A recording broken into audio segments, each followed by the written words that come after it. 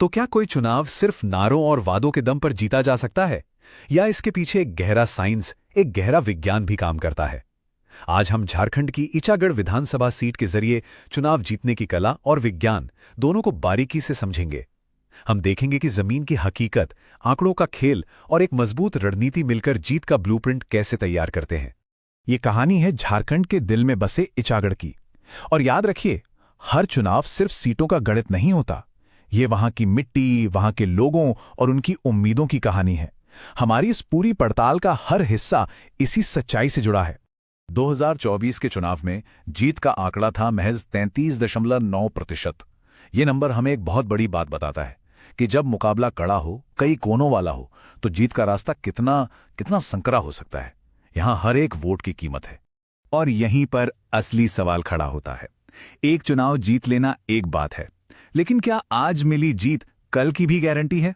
हमारा ये विश्लेषण सिर्फ गुजरे हुए कल का हिसाब किताब नहीं, बल्कि आने वाले कल के लिए एक स्ट्रेटेजिक एक्सरसाइज है। तो चलिए, सबसे पहले जमीन पर उतरते हैं।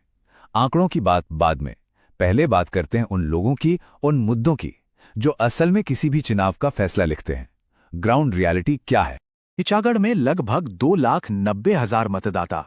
ये सिर्फ एक नंबर नहीं है, ये 2,90,000 उम्मीदें हैं, सपने हैं और शिकायतें भी हैं। लोकतंत्र की इस प्रक्रिया में हर एक आवाज का अपना वजन है। और इन आवाजों में जो सबसे पहली और सबसे बड़ी शिकायत गूंजती है, वो है खराब सड़कें।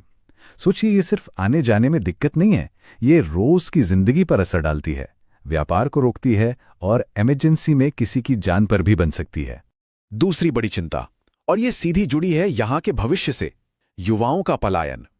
जब किसी इलाके के नौजवानों को काम के लिए अपना घर, अपनी मिट्टी छोड़नी पड़े, तो ये बताता है कि वहां मौकों की कितनी कमी है। ये एक पूरी पीढ़ी की आकांक्षाओं का सवाल है। और तीसरा मुद्दा जो हर घर, हर परिवार को सीधे सीधे छूता है, स्वास्थ्य। एक ऐसा अस्पताल जहां डॉक्टर और स्टाफ ही पूरे ना हो। ये सिर्फ एक सुविधा की कमी नहीं है, ये उस भरोसे की कमी है जो लोग सिस्टम पर करते हैं। और देखिए, ये परेशानियां किसी एक गांव या ब्लॉक तक सीमित नहीं है। आप इस टेबल में साफ देख सकते हैं, चाहे वो ईचागढ़ हो, चांडिल हो या नीमडी, मुद्दे लगभग एक जैसे हैं। टूटी सड़कें, रोजगार की कमी, नाकाफी सरकारी सेवाएं, ये एक पैटर्न है। और जो भी उम्मीदवार जीतना चाहता है, उसे इन सब का एक ठोस जवाब देना ही होगा। और ये जवाब देना सिर्फ एक राजनीतिक मजबूरी नहीं है, ये एक नैतिक जिम्मेदारी है। हमारे संविधान का मूल भाव हर नागरिक को सम्मान के साथ जीने का अधिकार देता है। जब लोग अपनी बुनियादी जरूरतों के लिए संघर्ष करते हैं, तो ये उस सम्मान पर चोट है। एक जागरूक नागरिक और एक जिम्मेदार नेता के बीच का संवाद, यही तो स्वस्थ लोकतंत्र की नींव है। अच्छा, तो ये तो हुई जमीन की बात। अब जरा उन आंकड़ों में उतरते हैं जो बताते हैं कि ईचागढ़ की राजनीति इतनी दिलचस्प और इतनी अस्थिर क्यों है। आखिर क्यों इसे स्विंग सीट कहते हैं? इस मैट्रिक्स को ध्यान से देखिए। ये पिछले 7 चुनावों की कहानी कहता है। और कहानी ये है कि ईचागढ़ का वोटर किसी एक का होकर नहीं रहता। सत्ता कभी महागठबंधन यानी एमजीबी के पास, तो कभी एनडीए के पास। ये एक पेंडुलम की तरह झूलती रही है। 2014 का आंकड़ा देखिए, -42,250। एमजीबी गठबंधन के लिए एक तरफा हार। ऐसा लगा जैसे एक बहुत बड़ी राजनीतिक लहर आई और सब कुछ बहा ले गई। और फिर ठीक 5 साल बाद 2019, पासा पूरी तरह पलट गया। +18,710। जो कल पूरी तरह हारे थे, वो आज जीत गए। यही है स्विंग सीट का असली मतलब। वोटर किसी को भी हल्के में नहीं लेता। तो ऐसा क्यों होता है? इस उतार चढ़ाव के पीछे क्या है? डेटा हमें 4 बड़ी वजहें दिखाता है। एक, यहां अक्सर 4 तरफा मुकाबला होता है, जिससे वोट बुरी तरह बढ़ जाते हैं। दूसरा, 2019 में हमने देखा कि वोटर ने बीजेपी से मुंह मोड़ा। तीसरा, एजेएसयू पार्टी का प्रभाव धीरे धीरे बढ़ रहा है। और चौथा, और ये बहुत जरूरी है, जेएमएम के अपने ही घर में, संगठन में कुछ दरारें हैं। ये सारे फैक्टर मिलकर ईचागढ़ को एक पहेली बना देते हैं। तो सवाल यह है कि इस पहेली को सुलझाया कैसे जाए, इस मुश्किल मैदान में जीत का रास्ता कैसे बनाया जाए। चलिए अब विश्लेषण से आगे बढ़कर समाधान की बात करते हैं। हम इसे चतुर्मुख सिद्धांत कहते हैं। ये एक 4 तरफा रणनीति है जो आज के दौर के चुनाव लड़ने के लिए जरूरी है। वो दिन गए जब सिर्फ 1 या 2 चीजों पर ध्यान देकर चुनाव जीत लिया जाता था। अब आपको चुनावी, संगठनात्मक, नैरेटिव और रिसोर्स, इन चारों मोर्चों पर एक साथ लड़ना पड़ता है। पहला मोर्चा, चुनावी मैनेजमेंट।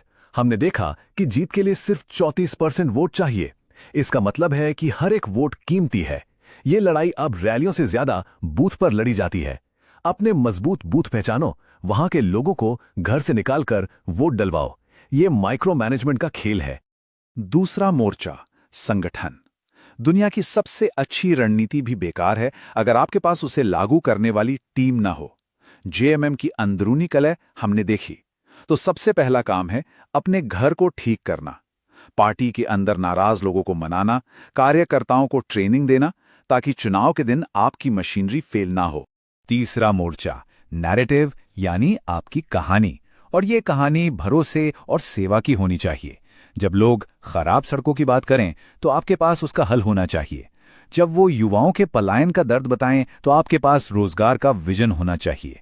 और ये सब बातें किताबी भाषा में नहीं, लोगों की अपनी बोली में, उनके दिल तक पहुंचनी चाहिए। और चौथा मोर्चा, रिसोर्स मैनेजमेंट, मतलब पैसा, लोग और टेक्नोलॉजी। इसका सही इस्तेमाल जरूरी है। पैसा वहां लगाओ जहां उसकी सबसे ज्यादा जरूरत है, जहां से सबसे ज्यादा वोट मिल सकते हैं। आज के जमाने में डिजिटल अभियानों में निवेश करना भी उतना ही जरूरी है। ये सिद्धांत सिर्फ कागज पर नहीं है, इसे 90 दिन के एक एक्शन प्लान में बदला जा सकता है। पहले 30 दिन रिसर्च और संगठन को मजबूत करने में, अगले 30 दिन जमीन पर उतरकर लोगों को जोड़ने में, फिर माहौल बनाने में, और आखिरी कुछ दिन सिर्फ एक काम पर focus, get out the vote. लेकिन हमें यह हमेशा याद रखना होगा, ये सारी रणनीति, ये सारे आंकड़े, ये सब सिर्फ एक जरिया हैं, मंजिल नहीं। असली मंजिल है सत्ता में आने के बाद लोगों की सेवा करना। चुनाव जीतना एक जिम्मेदारी की शुरुआत है, अंत नहीं। और हर रणनीति का चेहरा एक उम्मीदवार होता है। यहां उम्मीदवार की एक बड़ी ताकत है उनकी पारिवारिक राजनीतिक विरासत। सत्ताधारी गठबंधन का साथ भी है, लेकिन कमजोरियां भी हैं। लोग उन्हें अभी भी उनके परिवार के नाम से जानते हैं। उनकी अपनी एक अलग पहचान शायद उतनी मजबूत नहीं है। डिजिटल दुनिया में भी उनकी मौजूदगी कम है। एक अच्छी रणनीति इन ताकतों को और मजबूत करती है और कमजोरियों पर काम करती है। और यहीं हम अपने सबसे बड़े और आखिरी सवाल पर आते हैं। इस डेटा, रणनीति और मैनेजमेंट की दुनिया में एक नेता सच में दिल से एक वोटर का भरोसा कैसे जीतता है? शायद इसका जवाब आंकड़ों से परे है। ये समर्पण और सच्ची सेवा में है। यही किसी भी राजनीतिक यात्रा का असली मकसद होना चाहिए। अगर आप एक जन केंद्रित नेता बनना चाहते हैं और अपने निर्वाचन क्षेत्र का उत्थान करना चाहते हैं, तो blueprintstrategies.ai से संपर्क करें। mgr@blueprintstrategies.ai पर या 08042041602 पर कॉल करें। राजनीति से परे एक उद्देश्य,